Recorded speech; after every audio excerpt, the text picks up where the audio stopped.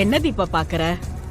எத்திக்ஸ மீறி எதுவும் பண்ண மாட்டேன்னு சொல்லிட்டு வெளிய வந்து உன் அப்பா கிட்ட நீ கர்ப்பமா இருக்கிற விஷயத்த ஏன் சொல்லாம விட்டேன்னு பாக்குறியா? அதுக்கெல்லாம் காரணம் உன் தங்கச்சி இந்துதான். நீ வெளிய போ, நான் வரேன்.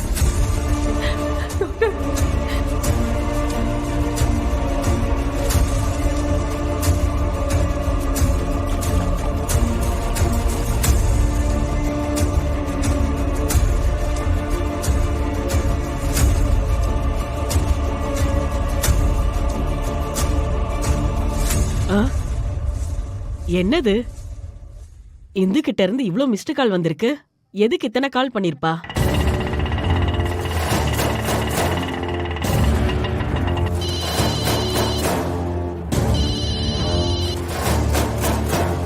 இந்து சொல்லுமா. டாக்டர், எனக்கு ஒரு ஹெல்ப் பண்ணுங்க டாக்டர், ப்ளீஸ். என்ன ஹெல்ப்புமா? டாக்டர், உங்களை பாக்குறதுக்காக எங்க அக்கா தீபாவும் எங்க அப்பாவும் அங்க வந்திருக்காங்க. ஆமாமா, வந்திருக்காங்க. இப்பதான் தீபா வந்திருந்தா. அவ கர்ப்பமா இருக்காமா? ஐயோ டாக்டர், இந்த விஷயம் எதுவும் இன்னும் எங்க அப்பாவுக்கு தெரியாது. அக்கா அவசரப்பட்டு தப்பு பண்ணி இன்னைக்கு வயித்துல கருவோட வந்து நிக்கிறா. இந்த விஷயம் மட்டும் இப்போதைக்கு வெளியே யாருக்கும் தெரியக்கூடாது டாக்டர். எங்க அப்பா ரொம்ப எமோஷனலான ஆளு. ஊர்ல ஏற்கனவே எல்லாரும் அக்காவை பத்தி தப்பா பேசுறாங்கன்னு ரொம்ப கோவமா இருக்காரு. இப்போ இது மட்டும் அவருக்கு தெரிஞ்சதுன்னா அவரால் அதை ஏத்துக்க முடியாது டாக்டர். கண்டிப்பா எங்க அக்காவை ஏதாவது பண்ணிடுவாரு. என் சூழ்நிலை உங்களுக்கே தெரியும்ல. எனக்கு இவங்க 2 பேரும் தான் டாக்டர் உலகமே. நான் எப்படியாவது எங்க அக்காவை காப்பாத்தி ஆகணும்.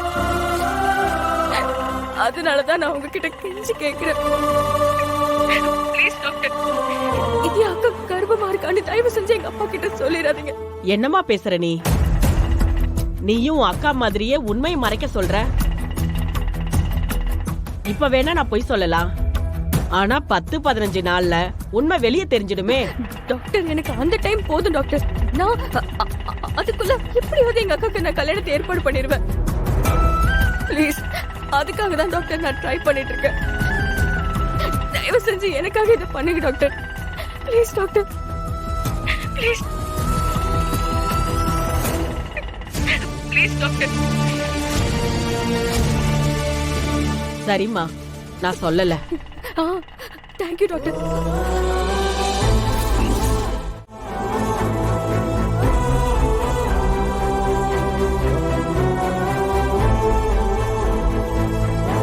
நான் தீபா கிட்ட கூட இத பண்ண மாட்டேன்னு தான் சொன்னேன்.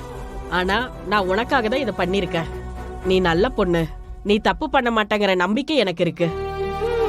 அதனாலதான் நீ ரொம்ப ரிக்வெஸ்ட் பண்ணி கேட்டதுனாலதான் சரின்னு சொன்னேன். ரொம்ப தேங்க்ஸ் டாக்டர். இதெல்லாம் உண்மைதானா?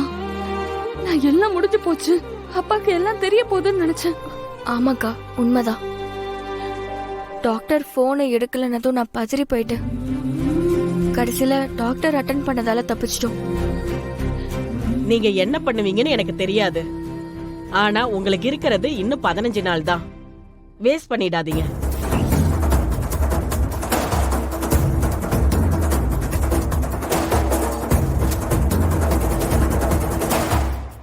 அக்கா, நீ பயப்படாத. நான் சொன்ன மாதிரி 15 நாள்ல எப்படியாவது உன் கல்யாணத்தை நான் பண்ணி வைக்கிறேன். நீ கவலைப்படாம இரு. உட்காருங்கப்பா. வாங்க, உட்காருங்க. டாக்டர், நீங்க எழுதின மெடிசன் எல்லாம் வாங்கிட்டு வந்துட்டேன். ஜெயந்தி, நான் தான் சிஸ்டர். இப்ப நீங்க தான் உள்ள போங்க.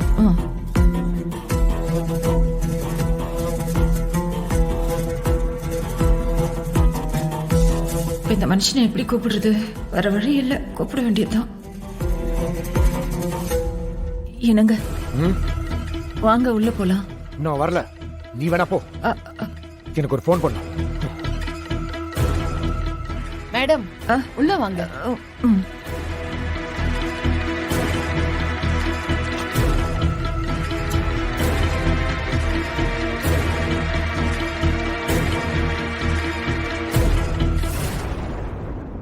டாக்டர் வாங்க. வணக்கம் டாக்டர். உட்காருங்க.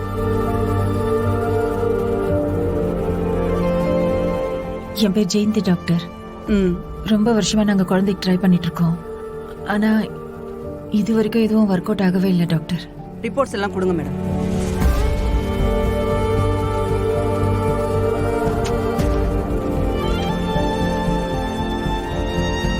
இத பாருமா தீபா, முதல்ல எழுதியிருக்கிற மாத்திரை சாப்பாட்டுக்கு முன்னாடி, அதுக்கப்புறம் எழுதி இருக்கிறது சாப்பாட்டுக்கு அப்புறம்.